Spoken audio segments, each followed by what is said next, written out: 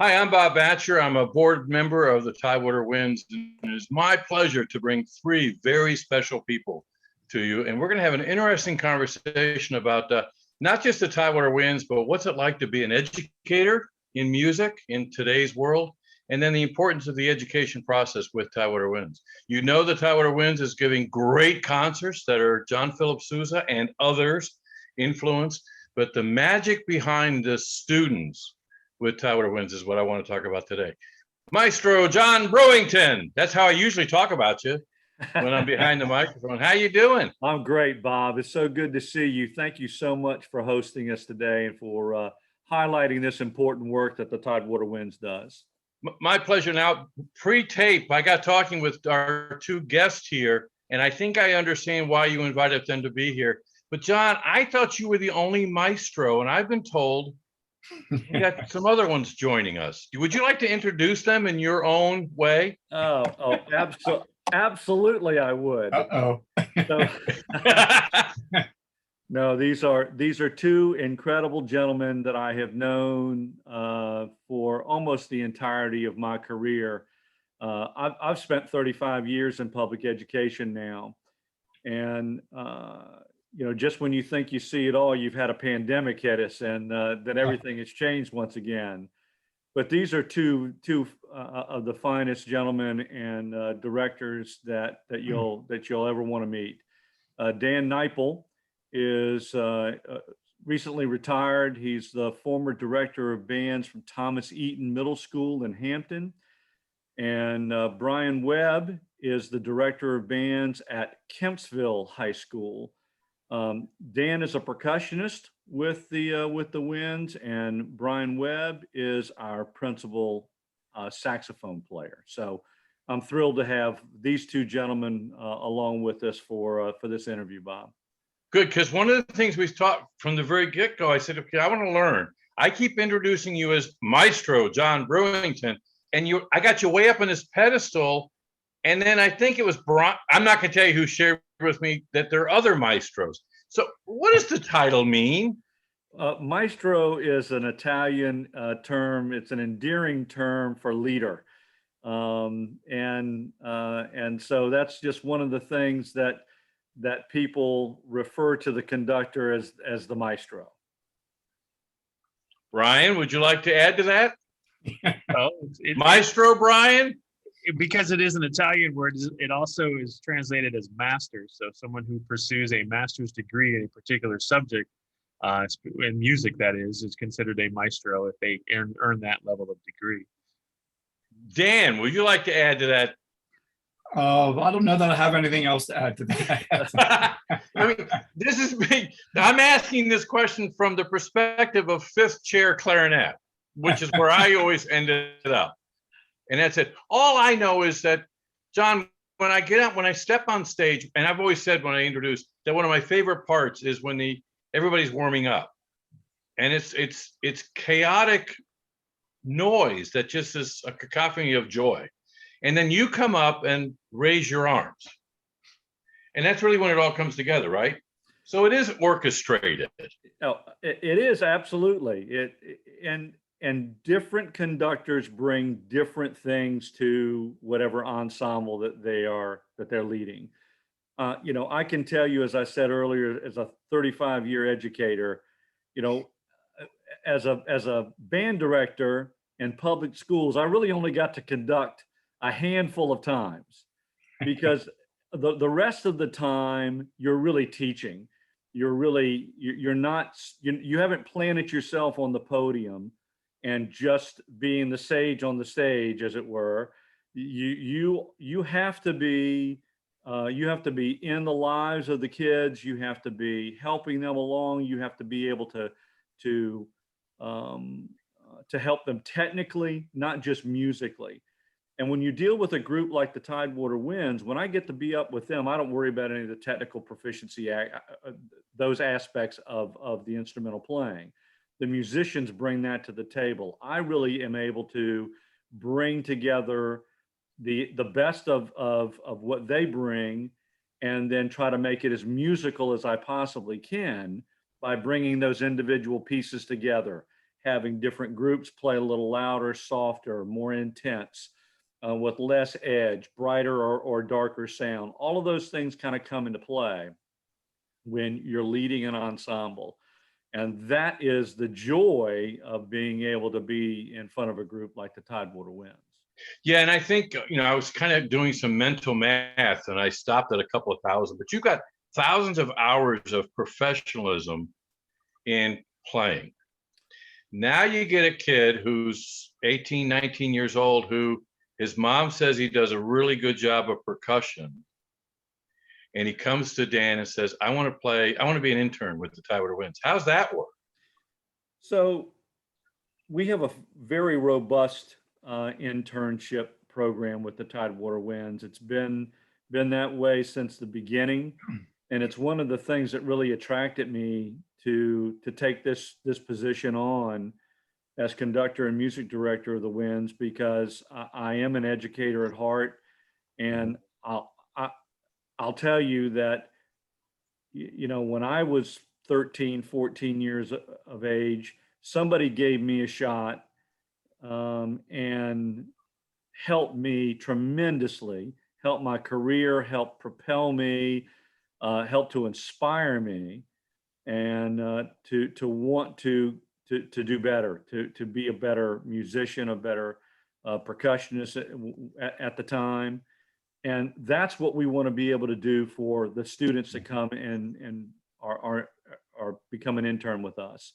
They have to audition. We do have them take an audition. We prefer that they have made their district band, the top group in their district band. We'd like to have those kinds of players that have shown a seriousness about their instrument that would come to play with us, because with some of the students that we will have play with us, Bob, they'll play more music with us in one summer than they will have played their entire existence in public education, from the beginning Right. all the way through until they reach their college experience. We play more music in one summer than they will have played in that entire existence. So they have to be prepared.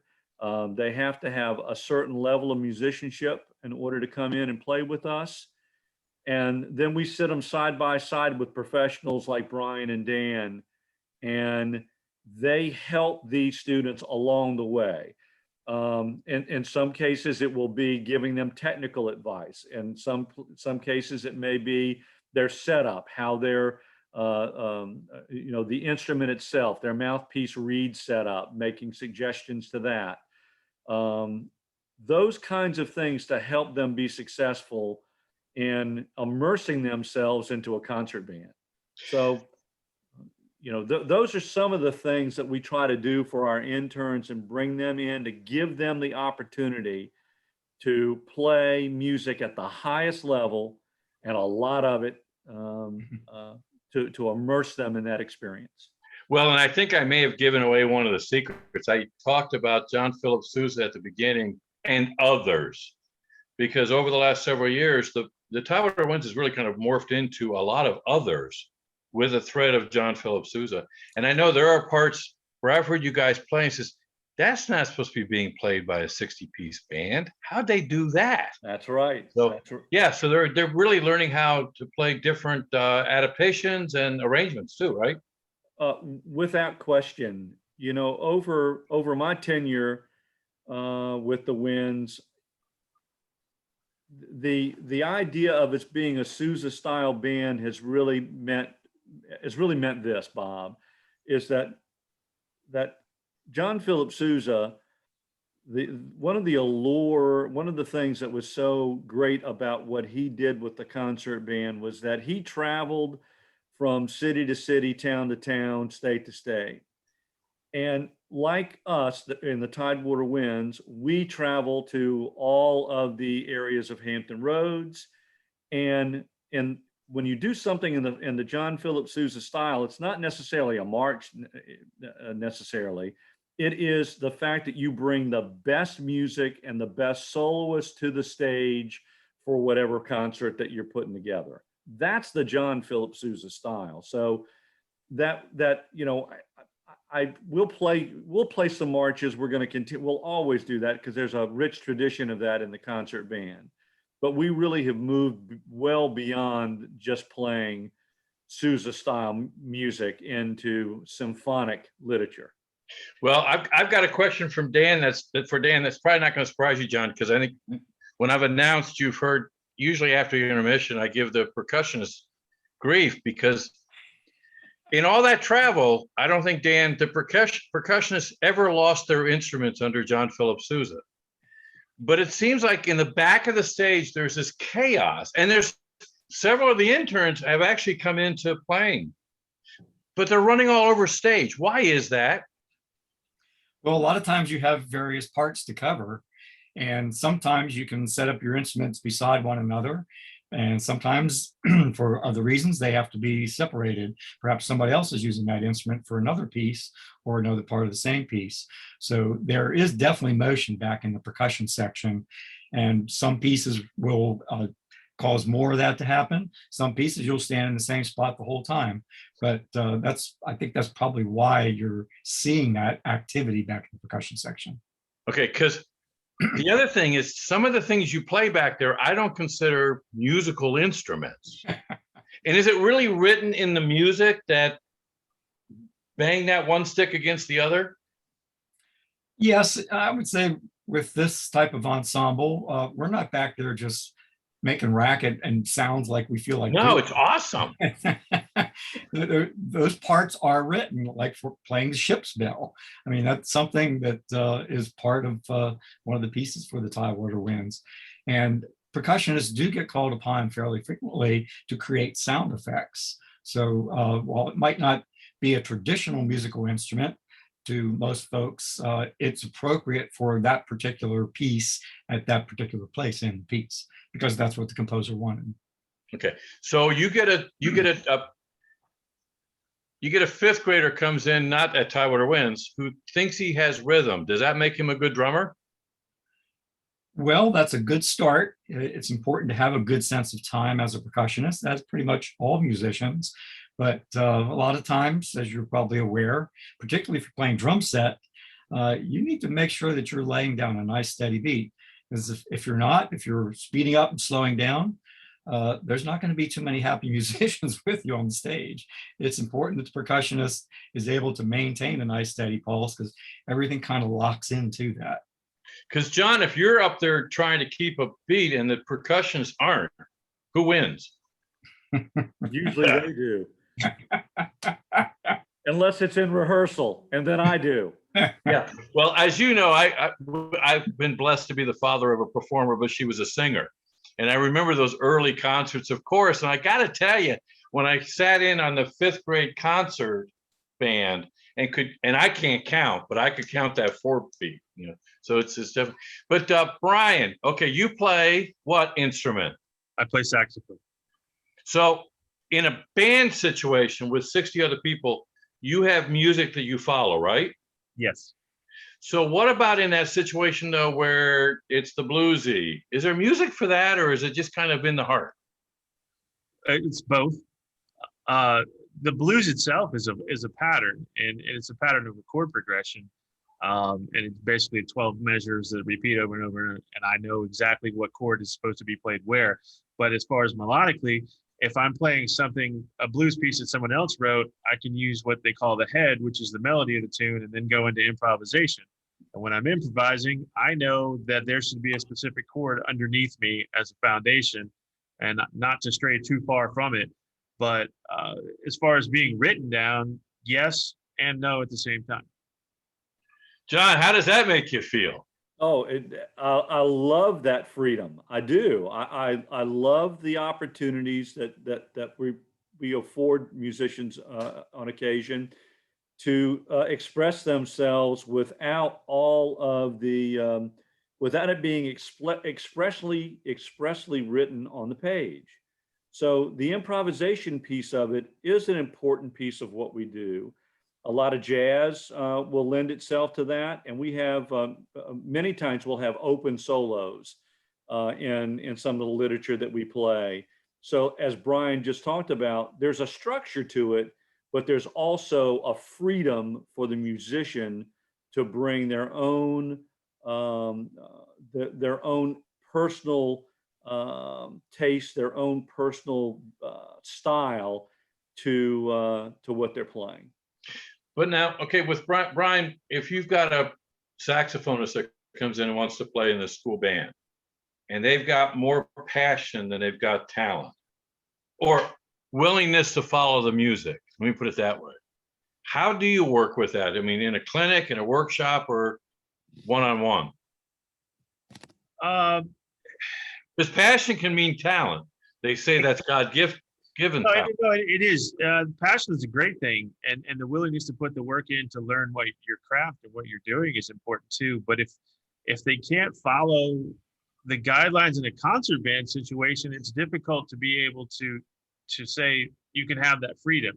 It depends on the style of the music, really. But in a concert band, when you've got 60 people, you can't really showboat. You can't really go off script too much, because then the conductor looks at you like you're from another planet, and you need to stay within the rules. And how do you fix that? You can use clinics, you can use workshops, you can use private lessons, you can use one-on-one instruction, and it's just an understanding of this is what we have to do in this construct. And then if we go to a jazz band situation, then hey, there's no written page here, go for it. It's a little bit easier to say, open up and be yourself. Yeah, I'm debating if I should say this to John or not, because maybe he doesn't know it. But I know sometimes where I get in during intermission, and I'll see some of the interns doing the one-on-one with the guy sitting next to him, and there's a little bit of passion, good stuff. It's running some, what do they call that when you go up the scales? That kind of stuff. I mean, really kind of learning. Is that one of the goals of having the education track along with Tidewater Winds? Now, once you do this, it's for real. That's right.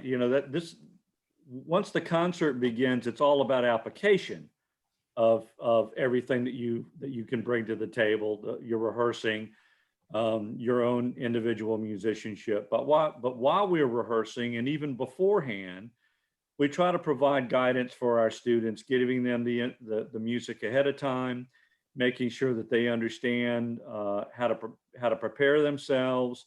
And more often than not, they do come to rehearsal and they're prepared for that rehearsal. They really are. And then what we find is that most of the professional musicians just have to work on refining what they're doing, and not just, okay, this is a quarter note, this is a half note, this is how this is supposed to go. They've moved well beyond the basics, as it were, beyond the fundamentals, into being able to apply it. They may not just have the depth of background that they need or understanding of that individual piece yet, and that's where our musicians do a great job of providing that information for our interns. Okay, I've got 3 professional teachers and instructors and musicians, and I haven't heard it once. So I'm going to see if I can get it out of Dan.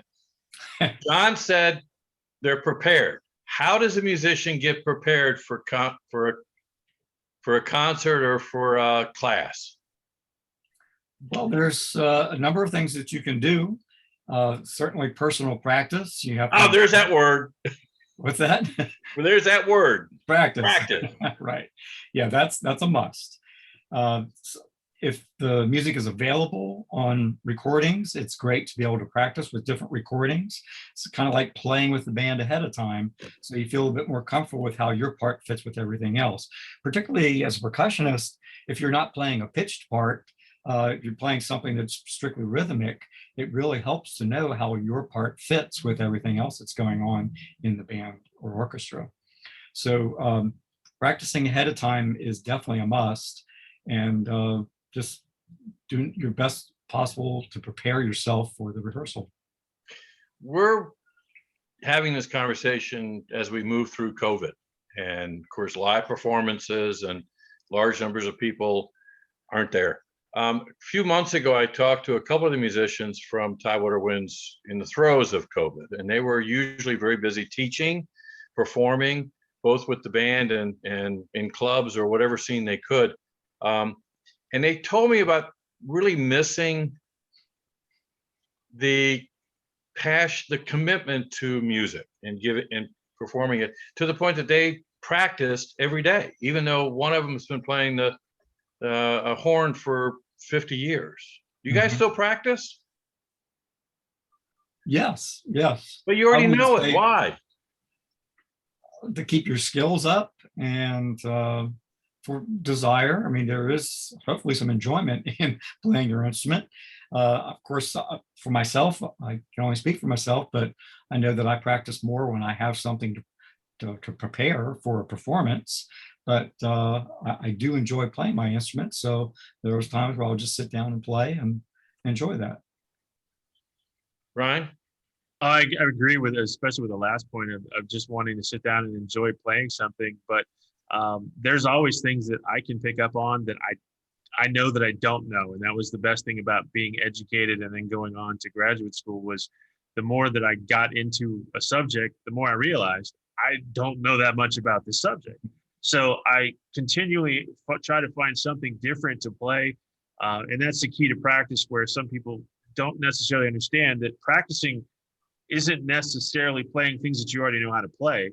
It's expanding what you know into something new. And as John said, applying it to the next thing. And sometimes that's fun. But I also can say, when I pick up my instrument, I go back to the same exercises so I can get my fingers warmed up and make sure that they are exactly where they need to be from a skill standpoint. Otherwise, the rest of it doesn't sound good at all. John, what do you play when you're looking for, what instrument do you play? Well, I'm a percussionist by trade, like Dan. Oh, so when I pick on him, I'm going personal. I didn't realize that. Absolutely. So do you find yourself every now and then just sitting behind a kit and playing? Absolutely. You know, I still love to play, and matter of fact, I've got a gig with Dan Neipel. Dan and I got a gig in a week that we're going to do together. It's a Easter service a gig that we're going to play over in Yorktown, and we're really looking forward to it. You know, it's going to be outside in the parking lot, but it's an opportunity for us to get together and for us to get our instruments out and to work on some things that will lead to a musical performance. And that's ultimately where I am now. I don't necessarily practice just to practice any longer. I practice to work toward a specific goal because time is so limited at this juncture. But I wanted to piggyback on something Dan said about listening. And that's one of the things that I ask our student interns to do. I send them a list of the music that we're going to play. They get the music ahead of time, but I also provide them links to specific recordings that I have maybe latched on to, certain things that I like about that recording that I'm going to duplicate, and try to find recordings that are in close to tempo and the spirit of what we're going to do, so that does help prepare students as well. But listening has become as an important part of what I do as a conductor as practicing my instrument or practicing conducting. Listening to different interpretations and expanding your knowledge base, hearing something for the first time in a Tchaikovsky symphony that you may have, you know, you've worn the grooves out of it, even on a digital CD. But hearing something new and that a nuance that a conductor has found that they'll bring out in a performance is exciting to me. And so that research never ends. That's just part of what is in our DNA. Guys, it's a pleasure and a highlight that during these pressing times to really focus on the beauty of life, and that's through music. And music has survived no matter what mankind has been going through. Bubonic plague, other pandemics, world crisis, and we're going to get through this thanks to the passion that you all have toward music. But John, you got some things up your sleeve, because the Tidewater Winds season may not be the same as what it has been. The mission is responding to the newness of the day. But you got some things up your sleeve, don't you, when it comes to education and celebrating music in Tidewater? Well, we do, and I'm just so proud of this organization, our board, our executive leadership, and our musicians especially, for coming together and for remaining relevant in Hampton Roads. You know, when we could not put the entire concert band on stage, we said, okay, well, what can we do? And so we went to a small ensemble series, and that's what we did all last year. Small ensembles, little big band, a brass quintet, woodwind quartet. And we're prepared to do the same thing this year if we have to. If we get to July and the governor and the city say that no large gathering still, or you can't be on stage with that many people, then we'll go in that direction again this year. We're going to continue to provide performances, and the education piece of it, we have, and these gentlemen here participated in recording some clinics. We put together a series of clinics on different instruments from the concert band. About a 35-minute or so production, some of them in 2 parts, dealing with the ins and outs of getting better today. How do we help kids get better today as we start to get beyond this pandemic? What tips and tricks and things can we help them with that will get them motivated, get their instrument back out, and get them back so that when they do hit their concert bands, orchestras, choirs, that they will be better prepared to fully participate. So we put together a series of instrumental videos that are going to be going out to Hampton Roads students through their fine arts departments. And I'm very excited about the information that these good folks were able to share. Everything from practice tips to instrument care to how to extend your range, things that kids can use today and continue to develop into tomorrow. Awesome. How'd that feel making them, Dan? It was great. It was very enjoyable. So, and it's a way of not letting COVID get to you. It's a way of creating through the down times. Exactly. So yes, this period has spawned quite a few videos as opposed to live performances. Yeah, but you still takes the magic, the passion, the practice, and the know-how in order to do those videos too. Absolutely. Yes, that is very true. Okay, what did I miss, Brian? Maestro is Italian. Yes. And it doesn't mean king. No. What else did I miss? You missed the percussionists losing their music, I think.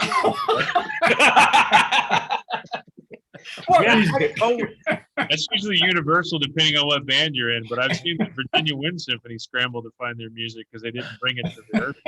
But you know, if they practice enough, they don't need the music. That's right. Depends on what you're playing. Excellent. So, John, when you do this, what's it mean?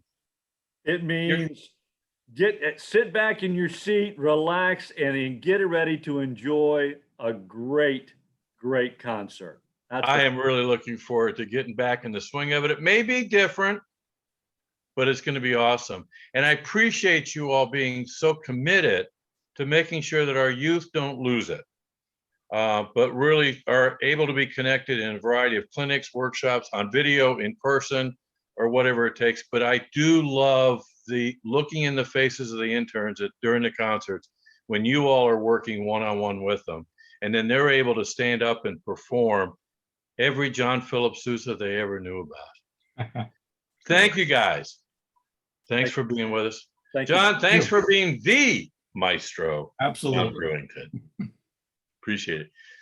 Stay safe and stay in contact. Thanks a lot. Thanks, John. Thank you.